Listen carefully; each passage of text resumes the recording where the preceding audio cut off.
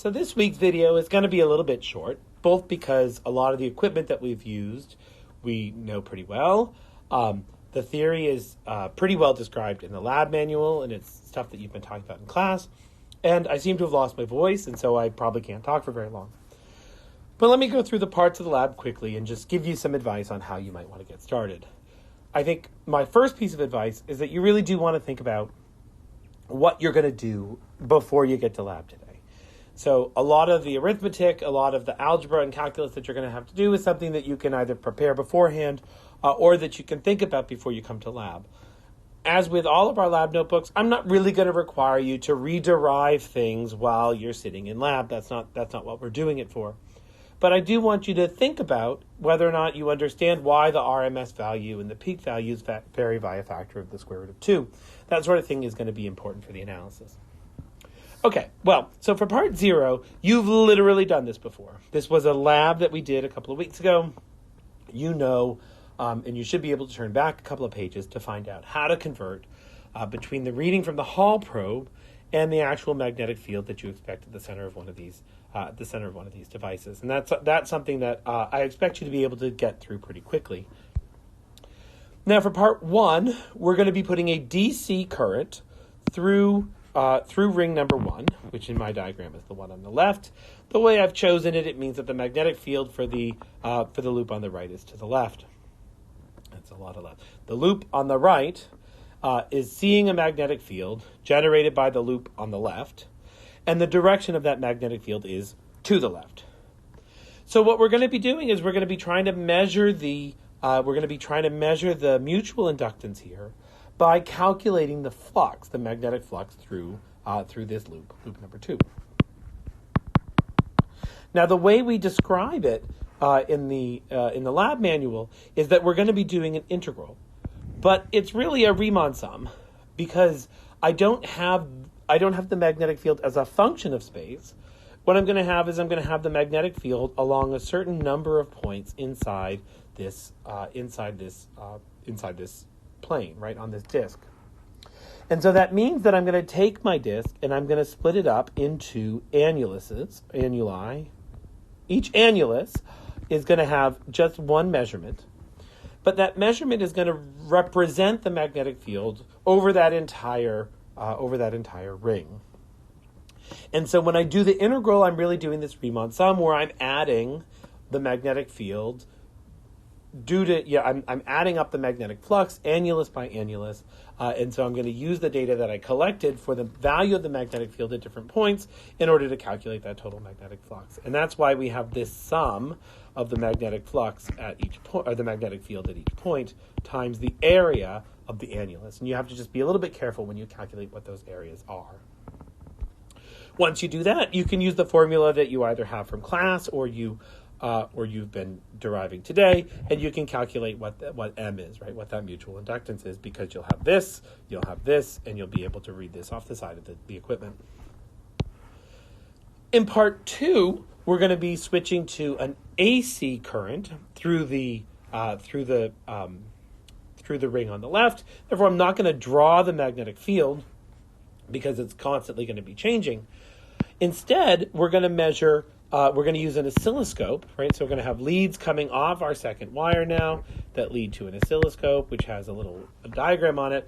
And I'm going to be able to measure what the amplitude of the induced current or the amplitude of the induced EMF, I'm going to be able to measure what that is from reading or measuring the outcome of the oscilloscope.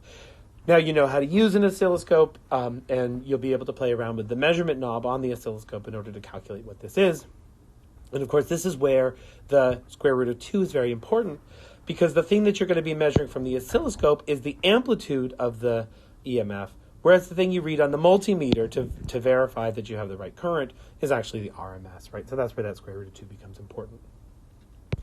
For part 3, you're going to get rid of one of the coils, right? And you're going to try to calculate the inductance, the self-inductance of just one coil. And I want you to really think about how you might do this, because calculating the self-inductance actually becomes a little bit more tricky. I can't, for example, hook up a probe to the same coil twice and expect to have some relationship between those two measurements, right? And so you have to be a little bit careful and think through which way you want to measure it. Okay, let's go take a look at the equipment. So when you sit down in the lab today, you're going to recognize most of the equipment that we're using. In fact, most of the setup looks identical to the setup that we had when we were doing mapping the magnetic fields lab a couple of weeks ago. We have a Hall probe that's going to either be powered by our Instec, which we trust, again, that the potential that's going to the Hall probe is exactly 5 volts, or some of you might have some of our home-built 5-volt power supplies. The DMM that's connected to the Hall probe then is not going to be monitoring the potential being delivered to the Hall probe. It's going to be measuring the output of the Hall probe. And this is exactly the way we used the Hall probe before. In fact, in part 0 of the lab, you're going to have to redo the calibration that we did a couple weeks ago when we first used the Hall probe using just one coil, so that way you can tell the conversion constant between the output of the digital multimeter and the potential and the actual value of the magnetic field.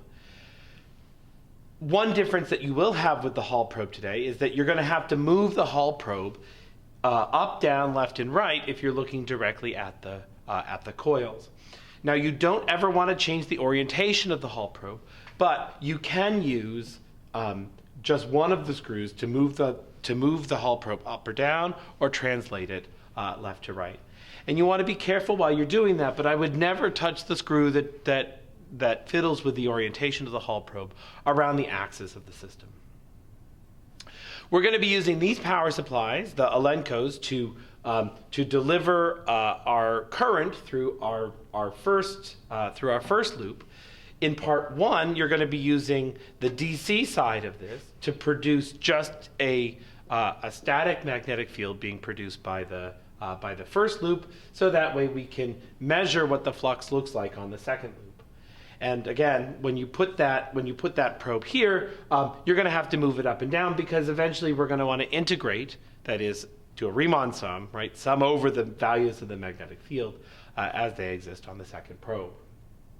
I guess one of the things that we're going to be doing new this time, though, is when we get to part 2, we're going to unplug these leads from the DC side and plug them over to the AC side, so that way we can have a time-dependent current going through the first loop. And that time-dependent current is then going to allow us to measure the mutual inductance of the system by monitoring what we get out of the second loop, which is connected to an oscilloscope, which I don't have with me on the table today, but you will have on the table with you when you do the experiment. Okay, so all of the equipment is known. I think for this week's lab, you are going to want to take some time before you sit down at the equipment to plan out how you're going to be doing some of the mathematics, because there is some tricks now when we think about taking the root mean square, for example, when we have the time variant current, or when we're doing that integration, when we're trying to calculate the flux over the second field. But the equipment is there. And now we have the skills to use the Hall probe, we have the skills to use the power supplies, and we have the skills to use the oscilloscope. So, good luck.